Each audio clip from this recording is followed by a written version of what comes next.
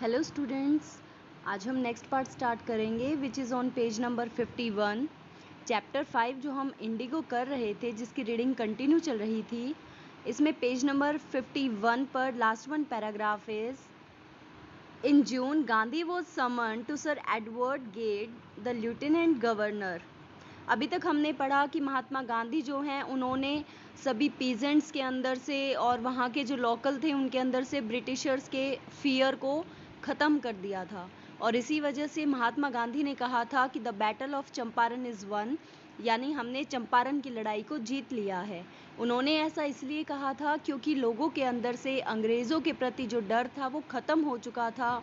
अब किसानों को अपने न्याय और अधिकार के बारे में पता चल चुका था और अब वो अपने अधिकार के बारे में लड़ना जानते थे।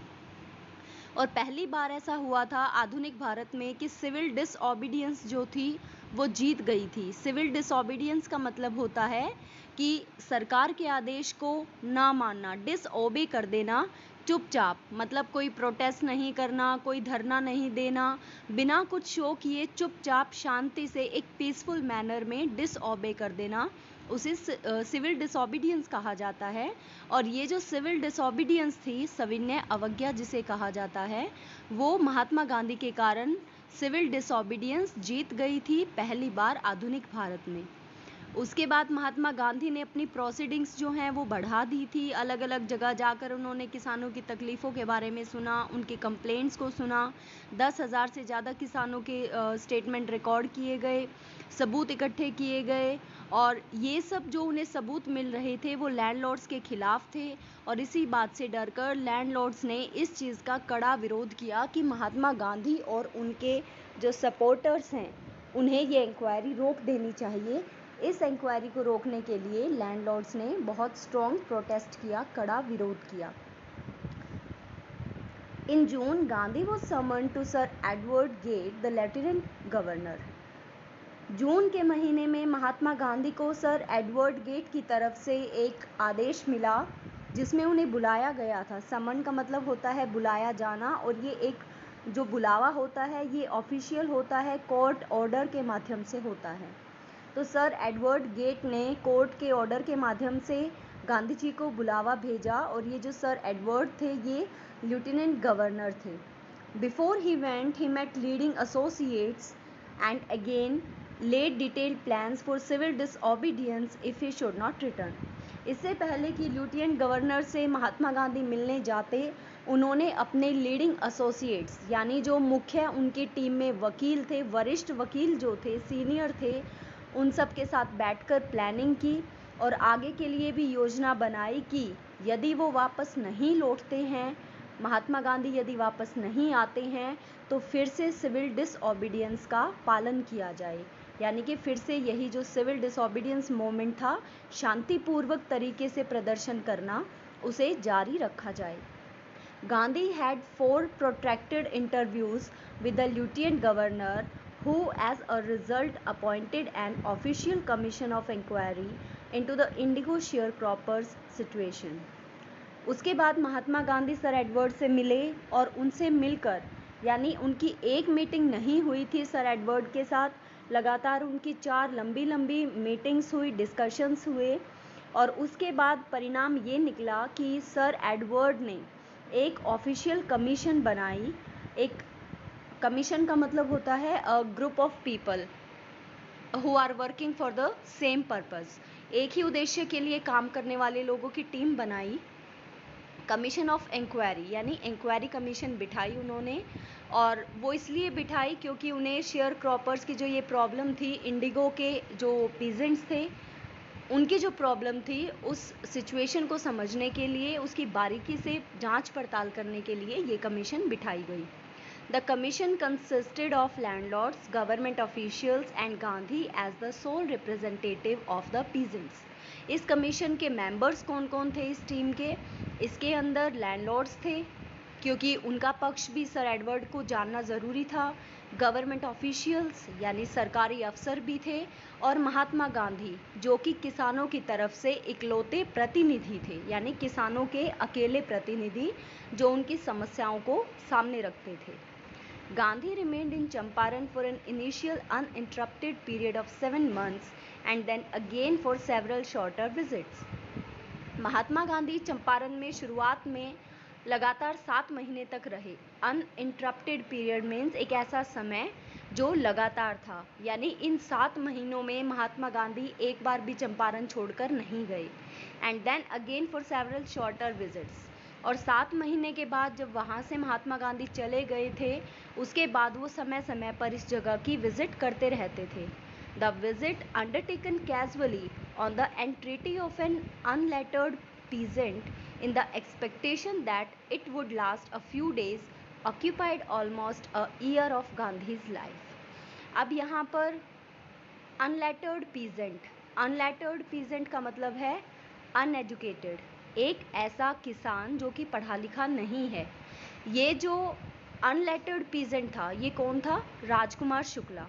एक अनपढ़ से किसान के एक साधारण से बुलावे पर महात्मा गांधी पहली बार चंपारण में आए थे, और उस समय महात्मा गांधी ने बिल्कुल भी उम्मीद नहीं की थी कि ये चंपारण की जो घटना है वो उनके जीवन का पूरा 1 साल, लगभग 1 साल ले लेगी, क्योंकि उन्हें लगा था कि चंपारण में महात्मा गांधी को लगा था कि वहाँ जाकर मैं कुछ ही दिनों में वापस आ जाऊँगा उनकी प्रॉब्लम सॉल्व करके। लेकिन गांधी को उम्मीद नहीं थी, गांधी जी को, कि उनके जीवन का लगभग 1 साल वहाँ लग जाएगा। The official inquiry assembled a crushing mountain of evidence against the big planters, and when they saw this, they agreed in principle to make refunds to the peasants. ये ऑफिशियल जो सरकारी जो जांच पड़ताल थी अफसरों द्वारा की गई थी, इसका निष्कर्ष क्या निकला? उन्होंने सबूत जुटाए और इन लैंडलॉर्ड्स के, बड़े बड़े जो प्लांटर्स यानी लैंडलॉर्ड्स थे, उनके खिलाफ इतने ज़्यादा सबूत इकट्ठे हो गए। क्रशिंग माउंटेन मतलब अ लॉट ऑफ एविडेंसेस, बहुत सारे सबूत उनके खिलाफ इकट्ठे हुए, और जब उन लैंडलॉर्ड्स ने अपने खिलाफ इन सबूतों को देखा तो उनके पास इन्हें मानने के अलावा और कोई रास्ता नहीं था, और जिसके अनुसार अब उन्हें किसानों को, जो उन्होंने मुआवजा लिया था किसानों से, अब वो पैसे उन्हें वापस देने थे किसानों को। But how much must we pay, they asked Gandhi. फिर उन्होंने महात्मा गांधी से, उन लैंडलॉर्ड्स ने पूछा कि हम किसानों को कितना पैसा लौटाएंगे। They thought he would demand repayment in full of the money which they had illegally and deceitfully extorted from the sharecroppers. उन लैंडलॉर्ड्स ने सोचा था, उन्हें ऐसी उम्मीद थी कि महात्मा गांधी किसानों की तरफ से पूरा का पूरा पैसा, सारा मुआवजा वापस मांगेंगे। वो सारा पैसा जो किसानों से उन्होंने गैरकानूनी तरीके से और डिसऑनेस्टी, बेईमानी करके लूटा था शेयर क्रॉपर से, अब गांधी वो सारा पैसा वापस मांगेंगे।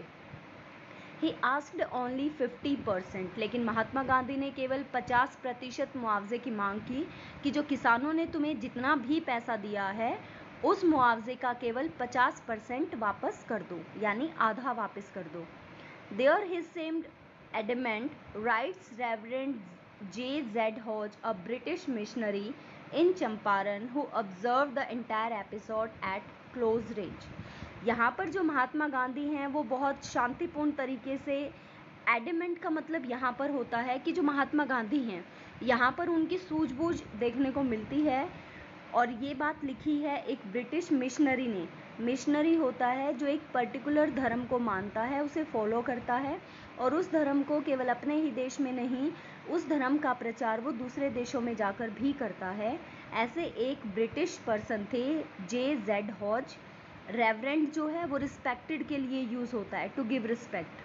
तो ये जो हॉज थे एक ब्रिटिश मिशनरी थे जो चंपारण में अपने क्रिश्चियनिटी यानी क्रिश्चियन धर्म का प्रचार करने आए थे। वो लिखते हैं कि महात्मा गांधी की सूझबूझ यहाँ पर देखने को मिलती है कि उन्होंने सोचा था महात्मा गांधी पूरा पैसा वापस मांगेंगे, लेकिन यहाँ उन्होंने पूरी तरह से केवल 50% ही वापस मांगा।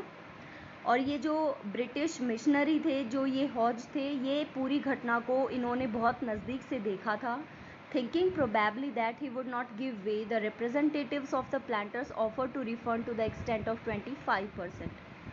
उसके बाद वो जो लैंडलॉर्ड्स थे, जब गांधी जी ने उनसे 50% पैसे वापस लेने की बात कही कि वो वापस लौटाएं, तो उन्हें लगा था कि शायद वो इन लैंडलॉर्ड्स की बात को नहीं मानेंगे। फिर भी वो जो लैंडलॉर्ड्स थे उन्होंने कहा कि वो केवल 25% मुआवजा वापस कर सकते हैं। And to his amazement mister Gandhi took him at his word, thus breaking the deadlock. और यहाँ पर सबको हैरान करते हुए गांधी जी ने क्या किया, उनके इन शब्दों पर वो मान गए। मतलब उनकी इस उम्मीद को उन्होंने तोड़ दिया कि महात्मा गांधी 25% में नहीं मानेंगे। महात्मा गांधी तुरंत उनके शब्द सुनकर इस बात को उन्होंने स्वीकार कर लिया।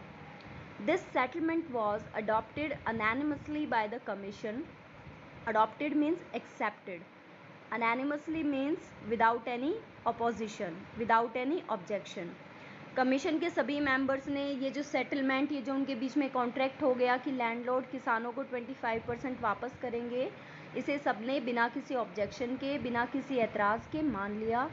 Gandhi explained that the amount of the refund was less important than the fact that the landlords had been obliged to surrender part of the money and with it part of their prestige.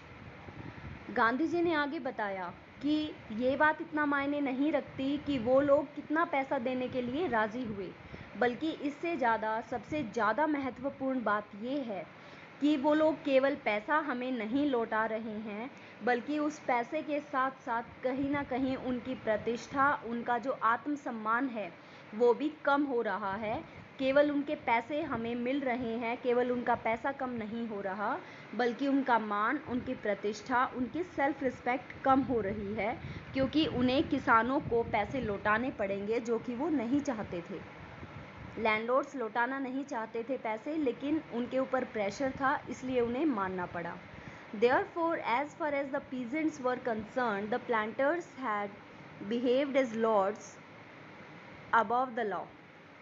जहाँ तक गरीब किसानों की बात थी, ये landlords जो थे, बड़े बड़े ज़मींदार थे, ये उनके साथ इस तरह बर्ताव करते थे, ऐसा व्यवहार करते थे जैसे ये कानून से भी ऊपर हैं।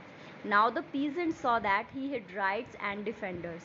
अब एक किसान जान गया था कि उसके पास अधिकार भी हैं और उसके सपोर्ट में बोलने वाले भी हैं। ही लर्न करेज, उसमें साहस आ गया था, उसने साहस दिखाना सीख लिया था। Events justified Gandhi's position. Within a few years, the British planters abandoned their estates, which reverted to the peasants. Indigo sharecropping disappeared.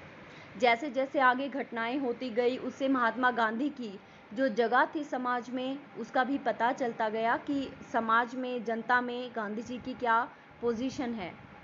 और कुछ ही सालों में जो ब्रिटिश लैंडलॉर्ड्स थे वो अपनी ज़मीन को, अपने उस लैंड को छोड़कर वहाँ से चले गए और वो ज़मीनें किसानों की थी, किसानों को वापस मिल गई। और इंडिगो शेयर क्रॉपिंग जो थी, यानी इंडिगो की खेती करना और उसके प्रोड्यूस को एज अ रेंट दे देना, ये सारा सिस्टम ख़त्म हो गया। Gandhi never contented himself with large political और इकोनॉमिक सॉल्यूशंस। महात्मा गांधी कभी भी इस बात से संतुष्ट नहीं होते थे। Contentment, to be satisfied. Mahatma Gandhi कभी भी अपने आप में संतुष्ट नहीं होते थे कि वो कोई भी काम केवल इस कारण से करें कि उनके पॉलिटिकल लिंक बने या उनको आर्थिक लाभ मिले, यानी कि पैसे के लिए या अपने राजनीतिक संबंध बनाने के लिए महात्मा गांधी कभी कोई काम नहीं करते थे। He saw the cultural and social backwardness in the Champaran villages and wanted to do something about it immediately. उन्होंने चंपारण के गांव में ये देखा कि वहाँ पर लोग सांस्कृतिक रूप से और सामाजिक रूप से पिछड़े हुए हैं और वो इस बारे में लोगों की मदद करना चाहते थे, चंपारण के गांव के लिए कुछ करना चाहते थे तुरंत ही। ही अपील्ड फॉर टीचर्स, उन्होंने अध्यापकों को बुलाया, उनका आह्वान किया। Mahadev Desai and Narhari Parikh, two young men who had just joined Gandhi as disciples and their wives volunteered for the work. Mahadev Desai और नरहरि पारिक दो युवा लोग थे जिन्होंने अभी अभी, जो महात्मा गांधी के फॉलोअर्स यानी एक तरह से उनके अनुयायी बने थे, अपनी पत्नियों के साथ उन्होंने इस काम में सबसे पहले अपना साथ दिया। यानी कि एज अ टीचर वो वहाँ काम करने के लिए अपनी इच्छा से आए। Several more came from Bombay, Poona and other distant parts of the land. और इसके अलावा भी बॉम्बे से, पूना से और देश के दूसरे हिस्सों से भी बहुत लोग आए जो इस काम में स्वेच्छा से, अपनी खुद की इच्छा से शामिल होना चाहते थे। Devdas, Gandhi's youngest son, arrived from the ashram and so did Mrs Gandhi. Devdas जो महात्मा गांधी के सबसे छोटे बेटे थे, वो आश्रम से अपनी माँ कस्तूरबा गांधी के साथ वहाँ पहुँच गए। Primary schools were opened in 6 villages. Kasturbai taught the ashram rules on personal cleanliness and community sanitation. Primary schools जो हैं लगभग 6 गांवों में प्राथमिक पाठशालाएं खोली गई। कस्तूरबा गांधी ने वहाँ के लोगों को आश्रम के रूल्स यानी कि अच्छे जो रीति रिवाज संस्कार होते हैं, पर्सनल क्लीनलीनेस खुद के साफ सफाई कैसे रखनी है, कम्युनिटी सैनिटेशन और अपने आसपास समाज में साफ सफाई कैसे रखी जा सकती है, इन सब के नियम बताए। हेल्थ कंडीशंस वर मिजरेबल, वहाँ के स्वास्थ्य संबंधी जो हालात थे वो बहुत बुरे थे। Gandhi got a doctor to volunteer his services for 6 months. Mahatma Gandhi को एक डॉक्टर मिला जो अपनी इच्छा से वहाँ 6 महीने तक सेवा करना चाहता था। 3 medicines were available, castor oil, quinine and sulphur ointment. उस डॉक्टर के पास 3 दवाइयाँ उपलब्ध थी, कैस्टर ऑयल, कुनीन और एक सल्फर ऑइंटमेंट। मतलब एक मेडिसिन जो सल्फर ऑइंटमेंट होता है, that is a kind of tube, you can say, एक ट्यूब के अंदर दवाई होती है। Anybody who shot a cottage tongue was given a dose of castor oil. Anybody with malaria fever received quinine plus castor oil. Anybody with skin eruptions received ointment plus castor oil. यदि किसी व्यक्ति की सौर टंग हो जाती है या टंग पर कोई कॉटिंग हो जाती है जीभ पर, उसे कैस्टर ऑयल की डोज दी जाती थी। किसी को मलेरिया का बुखार होता है तो उसे कुनीन के साथ कैस्टर ऑयल दिया जाता था। किसी को स्किन की प्रॉब्लम्स है, इरिटेशन है, इचिंग है, उसे ये सल्फ़र की ऑइंटमेंट, ये ट्यूब है, इसके अंदर जो मेडिसिन होती थी वो लगाई जाती थी, प्लस कैस्टर ऑयल भी साथ में दिया जाता था।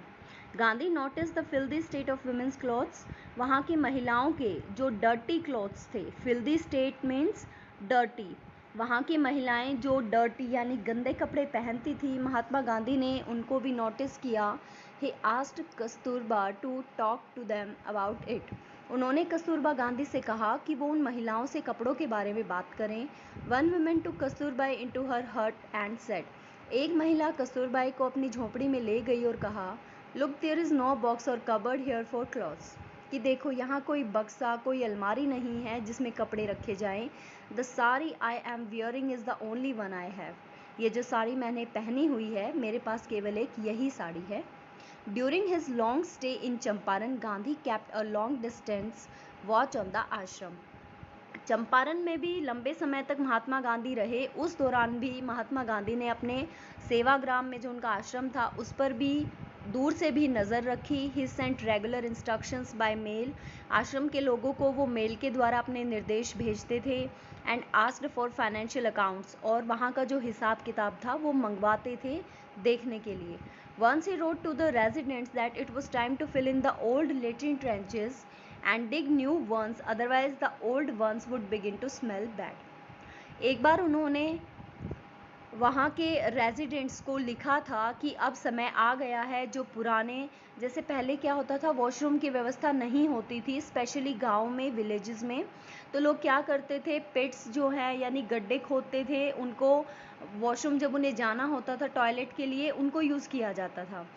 तो यहाँ पर महात्मा गांधी ने कहा कि ये जो ओल्ड पिट्स हैं, पुराने गड्ढे हैं, उन्हें भर दिया जाए और नए गड्ढे खोदे जाएं इस पर्पज़ के लिए, क्योंकि जो पुराने गड्ढे हैं जल्दी ही उनमें से बैड स्मेल आने लगेगी। The Champaran episode was a turning point in Gandhi's life. Turning point का मतलब होता है एक ऐसा पॉइंट, एक ऐसा मोड़ जो कि एक चेंज को रिप्रेजेंट करता है, एक बदलाव को दर्शाता है। चंपारण की जो घटना थी, ये जो पूरा मूवमेंट था, महात्मा गांधी के जीवन में एक बदलाव का सूचक था। What I did, he explained, was a very ordinary thing. महात्मा गांधी ने बताया कि मैंने जो भी किया वो बहुत साधारण सी बात थी। I declared that the British could not order me about in my own country.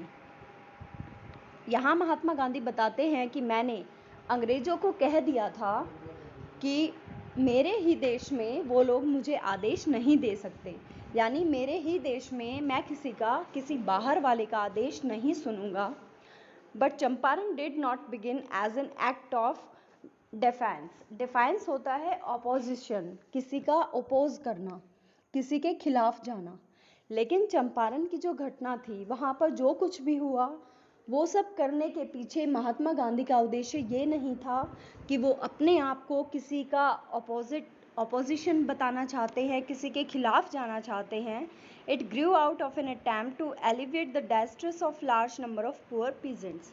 यानी इस चंपारण में जो भी इस घटना में उन्होंने किया, गांधी जी ने, वो अंग्रेज़ों को नीचा दिखाने के लिए या उनके खिलाफ जाने के लिए नहीं था। इसका उद्देश्य केवल इतना था कि जो इतनी बड़ी संख्या में गरीब किसान थे, उनके इस तनाव को वो कम कर सके। एलिवेट का मतलब होता है टू रिड्यूस, कम कर देना। केवल वो इन लोगों के तनाव को कम करना चाहते थे, इसी का प्रयास उन्होंने वहाँ पर किया। This was the typical Gandhi pattern. His politics were intertwined with the practical day-to-day problems of the millions. उनका ये साधारण सा तरीका था काम करने का, महात्मा गांधी का। वो कभी भी राजनीति में नहीं घुसे। उनके विचार केवल इतने थे कि वो हर रोज़ लाखों लोगों की जो रूटीन की समस्याएं होती हैं, वो उनको अपने ऊपर लेकर देखते थे और उसके बाद वो उन्हें सॉल्व करने की कोशिश करते थे। His was not a loyalty to abstractions. वो केवल विचारों पर ही नहीं चलते थे। Abstractions means ideas. यानी वो कोई किसी पर्टिकुलर विचारधारा के फॉलोअर नहीं थे। It was a loyalty to living human beings. वो केवल इतना समझते थे कि मानवता के प्रति ये उनकी वफादारी है, उनकी जिम्मेदारी है। In everything Gandhi did, moreover, he tried to mold a new free Indian who could stand on his own feet and thus make India free. सब कुछ जो भी गांधी जी करते थे, उनके हर काम में उनका यही प्रयास होता था कि वो एक ऐसा भारतीय व्यक्ति तैयार कर पाए। मोल्ड का मतलब है टू गिव अ शेप, एक आकार देना किसी को, कि वो हर व्यक्ति को, हर भारतीय को इस आकार में ढाल सके जो भारतीय खुद अपने पैरों पर खड़ा हो सके। और ऐसे व्यक्ति से, ऐसे भारतीयों से वो एक आज़ाद देश भारत बनाना चाहते थे।